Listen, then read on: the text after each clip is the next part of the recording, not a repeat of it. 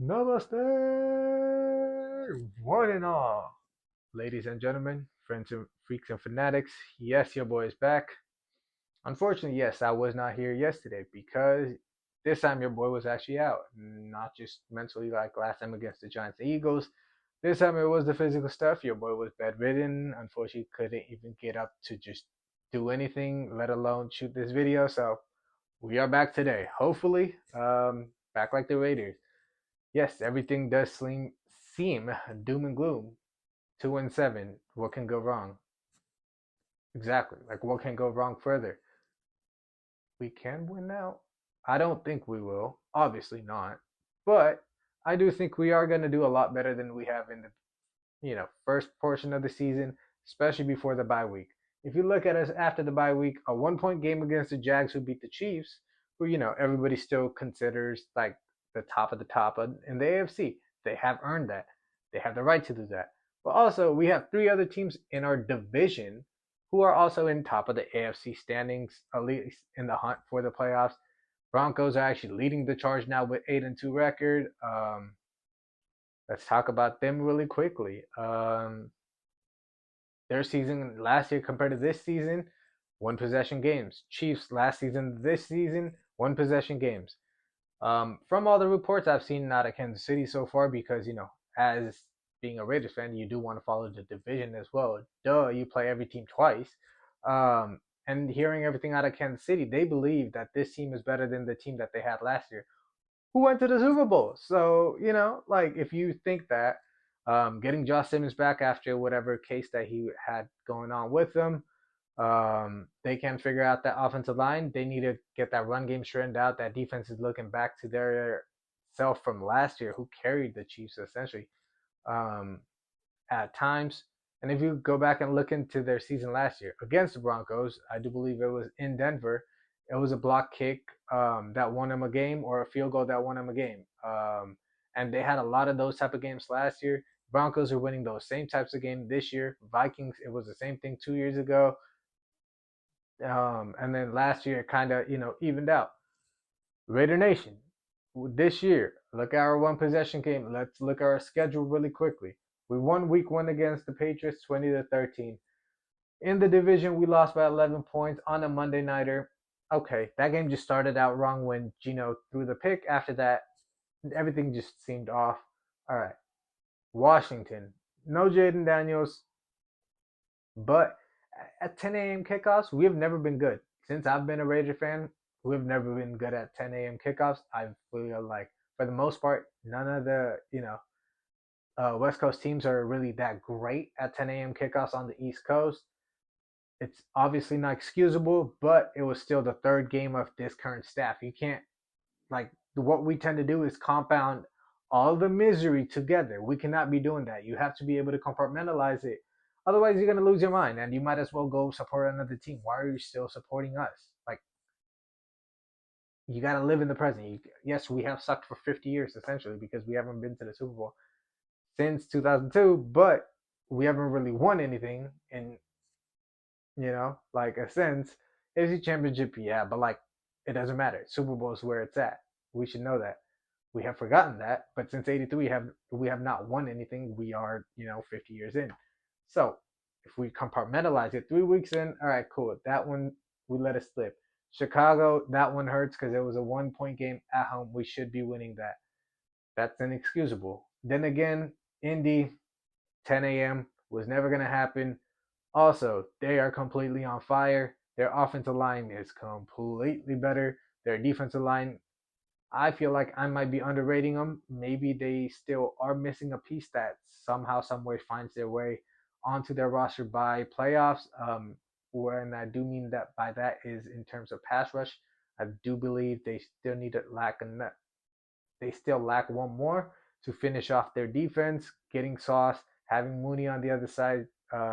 You have Cam Bynum up top. You have Zaire Franklin. DeForest Buckner being out. We're gonna, look into that for Sunday. It's on IR, so we're gonna see how Colts perform. Um, but you still do have Grover Stewart in the middle and Jonathan Taylor MVP possibly. So all right, we're gonna keep on moving past that. Tennessee, we won like we should have. Kansas City, getting blanked out 31-0. That's just embarrassing. Also, it is in the division. I do believe that was a 10 a.m. kickoff as well. So 10 a.m. kickoff is, always an excuse. Can't be making that because Pete Carroll started out in Seattle, like in terms of his blueprint of how to win in the NFL. Yeah, then comes bye week. After that, we have looked phenomenal, in my personal opinion. 30-29, 1 point game again, that Devon Hamilton thing. Do we want to tie? No, we do not. So we gambled. It's Vegas, baby. You either win, you lose. So, we could have looked closer to a 4-4 record, 5-3 record, possibly, similar to that of Kansas City. And we are talking about arguably the best division in the NFL. But unfortunately, it does not go your way all the time. If you look at the Cardinals, they are kind of like in the similar place where they have three teams: Seattle, Niners, and I'm not blanking. LA Rams. Apologies, but all three teams are in their division, but they still have to figure out their way, and it is going to be hard for them. But they are finding their way. It's going to take some time. Jonathan Gannon's in his third season with them. This is Pete Carroll's first year. I have seen some positives. Obviously, there are a lot of negatives that you could kind of dive into for this season. But yeah, I think so far it's looked promising for what the future can hold. Obviously, going into this off season, this is going to be a pivotal one. How are we head coach? It might be a mutual decision where Pete Carroll moves up, moves out of there. If not, if he is staying, which I do not mind as well. It's all going to fall on John Spytek. You got some developmental pieces, Charles Grant, Rogers. Yes, Tossi's there as well in the offensive line. Are those guys going to be able to contribute by next year, though? Because we are going to need some contributors in the offensive line, in that defensive line. A lot of those linebackers, Jeremy Chin, um, amongst other guys, were only 1 year rentals. Which one of those guys defensively are going to be re-upped? How are we supplementing help for Max? Because it's really Max and who? Tell me, somebody, please. Because Tyree still has not taken his steps necessarily that we need in his third season. Malcolm Kuntz is getting paid, and I'm not pocket watching, but 10.5 million, which could have been paid towards D-Law, and maybe our defensive line looks a little bit better. But we didn't do that and kept Kuntz drafted and developed. I don't mind that, but you have to look at the whole roster in general. Let go of Jacoby Myers at the trade deadline. Hopefully he does out, goes and performs really well. Gets his bag out there in Jacksonville, Florida, no income tax. So shout out to him. Jacksonville not having their top two receivers in Brian Thomas Jr. and Travis Hunter opens up, a little spot for him. Let's look into our season, Raider Nation. We're playing the Cowboys. They got Quentin Williams. So interior, if JPJ is out for the long time, it's going to be kind of hard to run on them. But at the same time, we might be able to pass on that secondary because any and everybody can. So it can be an intriguing matchup. This also could be a game where we keep an eye out on George Pickens and going into next season.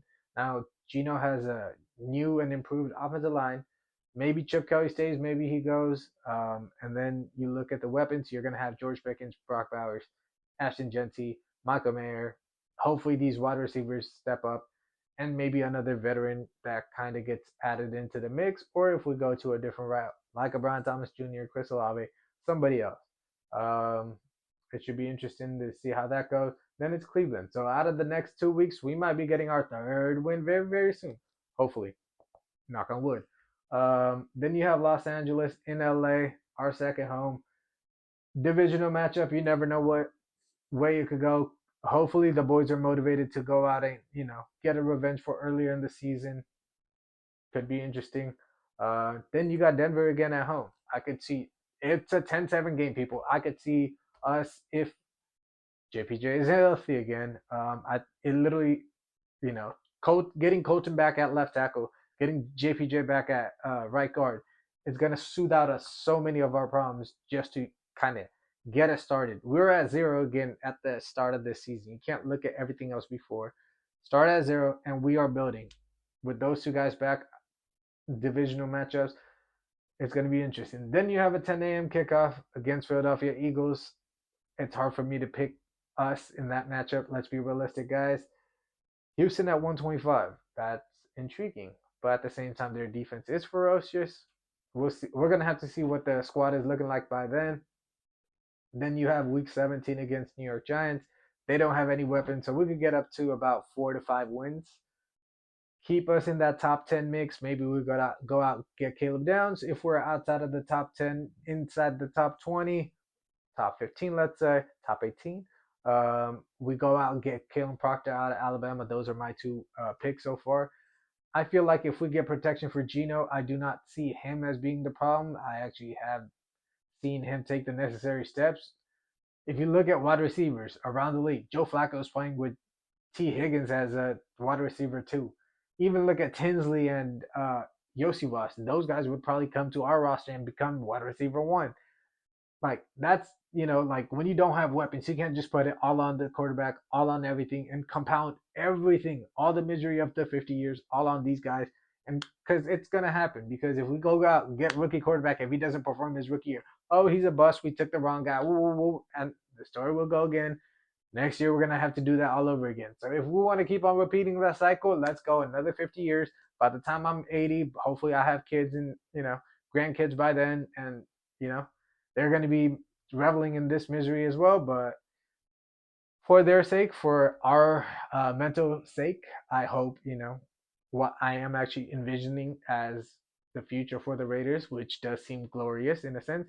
Because another thing I do want to mention, Tom Brady and Richard Seymour, they are not going to be able to handle mediocrity, which the Raiders have been, if not the laughingstock closer to the Jets that some people have mentioned, which, starting from the Cam Little not taking that timeout when we had two timeouts to ice him. Either way, he probably would have made it, but just to kind of make it intriguing, like it just started there and just compounded into this week too. But now it's a Monday night, another prime time. Get about a 10, 11-day break. Let's go. It's at home against Dallas. We have seen them struggle. Let's go out and get a dub. Another one against Cleveland. And see how, the roster looks like at the end of the season. Like I mentioned, there are definitely going to have to be some upgrades that needs to be made. But with the top 10, definitely a top 18 selection with $100 million over the cap, especially more if Geno is to be moved on from, depending on like the whole envision of the franchise. We will see what that goes forward. But till next time, I will be back Sunday with the full Sunday slate. Till then, go catch up on the other stuff. I will be back Sunday, like I said. You already know what it is.